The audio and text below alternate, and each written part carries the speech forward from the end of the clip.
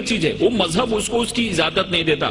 नामो नसब जमीन के नस्लों में बट गए, आदम के बेटे कितने कबीलों में बट गए, आए हैं जब से पेश इमामत के मसल्ले, सिजदे हमारे कितने मरलों में बट गए। ये किस तरह से कौम को इल्जाम में गुम रही, जब रहनुमा ही कौम के फिरकों में बट गए।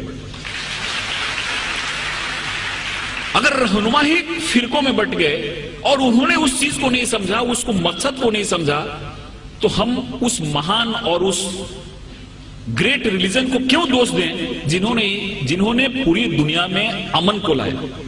ये समझने की चीज है, क्योंकि बहुत सारी चीजें मुझको भी मालूम नहीं थी। मेरे भी मन में बहुत सारे मिसअंडरस्टैंडिंग थे। जब मैंने इस्लाम को पढ़ा और इस्लाम जानने वालों से चर्चा की, तो मेरे मन में बहुत सारे मिसअंडरस्टैंडिंग थे, वो मिसअंडरस्टैंडिंग दूर हो गए। एक जगह ऐसी आयत आई है जहां पे कहा गया है कि इस दुनिया की कोई भी ऐसी जगह नहीं है जहां पे हमने अपने नबी और रसूल न भेजे। 1,24,000 हमने अपने नबी रसूल दुनिया में भेजे, जिसमें से 25 का नाम कुरान में आया है।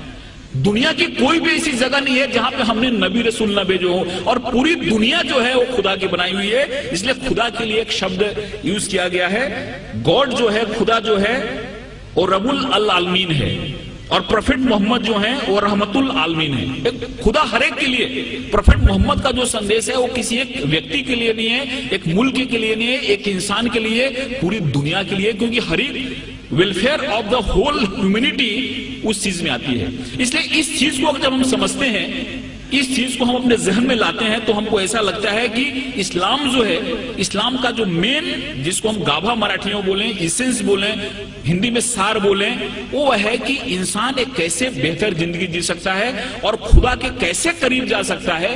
एक चीज हमारे इस्लाम में बताई गई है, और मुझे उम्मीद है कि इस तरह के कार्यक्रम से ये जो बात है लोग तक पहुंचेगी और इंसान एक अच्छा बेहतर इंसान बनेगा, और हर एक इंसान के मन में प्यार मोहब्बत की बात आएगी। कुरान में जिहाद जो शब्द है, लफ्ज है, केवल 41 टाइम आया है, लेकिन और जो चीजें हैं, कंपैशन की बात है, रहमत की बात है। आप कहीं भी देखो कुरान की शुरुआत होती है रहमत से, रहीम से शुरुआत होती है, और वो जो शब्द है रहमत शब्द, वो 325 बार आया हुआ है।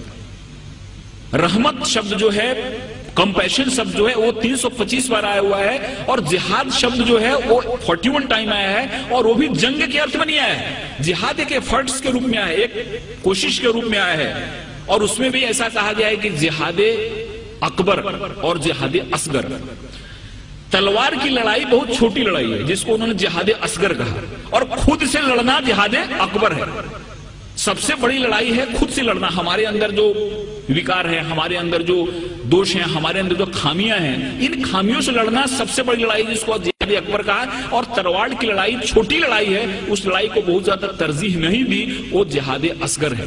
इसलिए बहुत ऐसी चीजें हमारे सामने आती हैं जिस चीजों से ऐसा लगता है कि इस्लाम ने दुनिया को क्या दिया, लेकिन कुछ लोगों ने जानबूझ के इसको फैलाया, कुछ लोगों ने समझा इसको नहीं, कुछ लोगों ने समझाया नहीं। और मुझे उम्मीद है कि जिस हिसाब से इस्लामिक रिसर्च सेंटर ने इस्लाम को बड़े ही साइंटिफिक ढंग से सामने लाया है, उनकी किताबें भी जो निकली हैं, वो किताबें जब कोई आदमी पढ़ता है तो उसके मन में एक सही पिक्चर आता है। कहीं भी किसी के बारे में नफरत नहीं, कहीं भी किसी के बारे में मन में विद्वेष या दुश्मनी पैदा नहीं होती। इसलिए मैं खुदा से दुआ करता हूं कि उनका ये जो मकसद है वो कामयाब हो, हमारे हिंदुस्तान में, पूरी दुनिया में अमन फैले, कौमी एकता फैले, कौमी आहंगी फैले। और इस शब्दों के साथ मैं आपसे विदा लेता हूं कि मोहब्बत से करो आगाज तो अजनबी भी करीब आते हैं। मोहब्बत से करो आगाज तो अजनबी भी करीब आते हैं, और मोहब्बत है एक रूहानी मंजिल जहां फरिश्ते भी सर झुकाते हैं। खुदा हाफिज़।